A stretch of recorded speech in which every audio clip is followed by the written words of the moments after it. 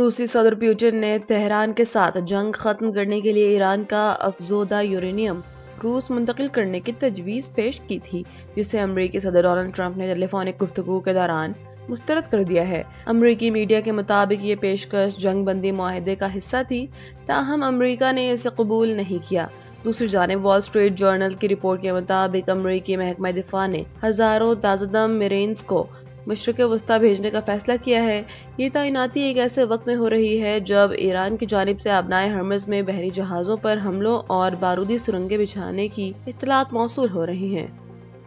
امریکی اخبار دی وال اسٹریٹ جرنل کے مطابق امریکی محکمہ دفاع نے سینٹرل کمانڈ کی درخواست پر مشرق وسطیٰ میں مزید 5,000 میرینز اور نیوی اہلکار تعینات کرنے کا اعلان کیا ہے۔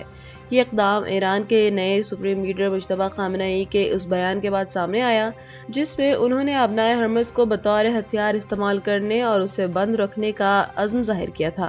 امریکی حکام کا کہنا ہے کہ یہ اضافی نفری اور جنگی بحری جہاز ابنائے ہرمز میں ایران کی جانب سے بچھائی گئی بارودی سرنگوں اور بحری جہازوں پر حملے کے خطرے سے نمٹنے کے لیے بھیجے جا رہے ہیں تاکہ عالمی توانائی اور سپلائی کو یقینی بنایا جا سکے۔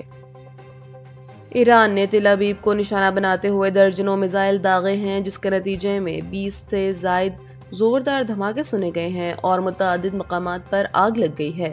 حملوں کی شدت کے باعث تل ابیب میں خوف و ہراس پھیل گیا ہے۔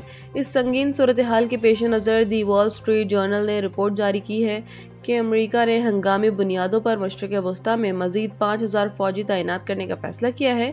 امریکی محکمہ دفاع کی جانب سے ہزاروں میرینز کو خطے میں بھیجا جا رہا ہے تاکہ بگڑتی ہوئی صورتحال اور اتحادیوں کے تحفظ کو یقینی بنایا جا سکے۔